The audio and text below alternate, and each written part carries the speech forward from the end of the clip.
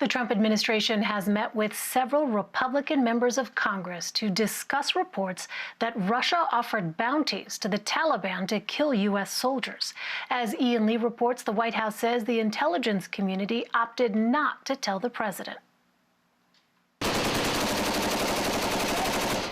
President Trump is denying reports that he was briefed about a Russian plot to kill American troops. There was not a consensus among the intelligence community, and in fact, there were dissenting opinions within the intelligence community, and it would not be elevated to the president until it was verified. A New York Times report alleges Russia offered bounties to the Taliban in exchange for killing U.S. forces in Afghanistan.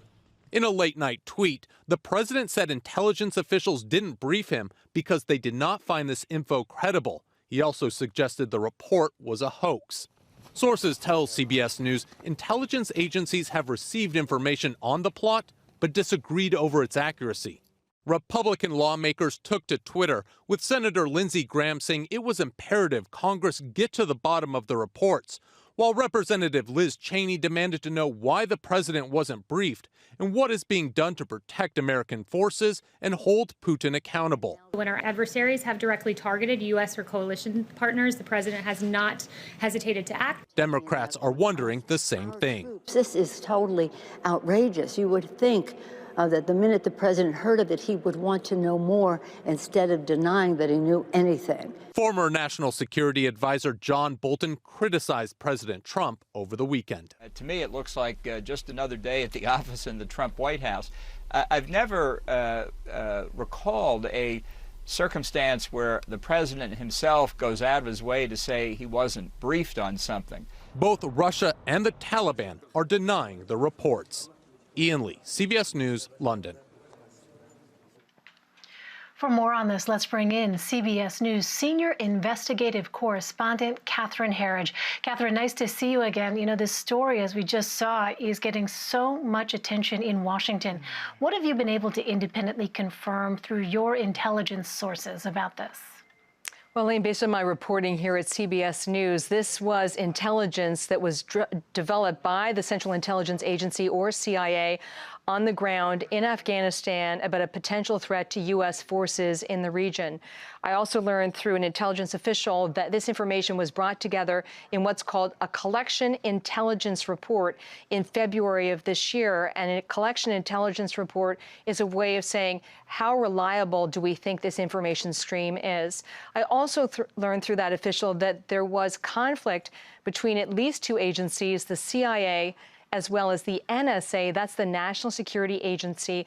This is the agency that gathers signals intelligence, so telephone calls, emails, as well as text messages. And I'm reading some quotes that I was able to obtain from this report. It reads in part, the NSA assesses the report does not match with well-established and verifiable Taliban and Haqqani network practices. So in other words, this doesn't fit the MO of the Taliban or the Haqqani network, which is a terrorist group also in the region. And it goes on to say that there was a lack of sufficient reporting to corroborate any links, which is another way of saying that the original intelligence stream was very thin and they couldn't really get a lot of traction on it to dig further into it to understand whether the claims about a bounty were verified and credible and corroborated. And for that reason, I was told this intelligence collection report reached the NSC staff level, but then it was never kicked upstairs to a more senior level, Elaine.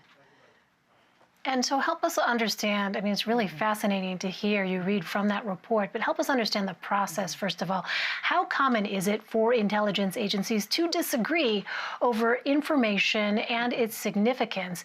And is that normal protocol for something to remain at that level that you just mentioned and not sort of get kicked up to the level of the vice president or the president?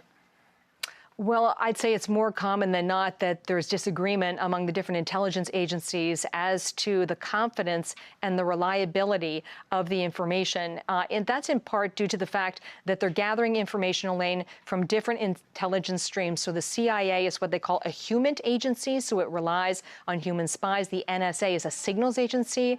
They rely on phone calls, text messages, signals intelligence. The National Geospatial Agency relies on overhead surveillance, satellite imagery. So they're all getting different streams of information. So it's very common for there to be disagreement about what the intelligence says. And that's why they have a system where they bring it all together, what they call all source reporting. So they bring together all the pieces of the puzzle and they try and determine what the confidence level is about the reliability of the information. So for example, do they have high confidence, which means they're pretty certain that it's reliable? Do they have medium confidence, which means kind of certain, but not exactly? And then low confidence, which means it's not really corroborated in a meaningful way. So they do these different levels of corroboration.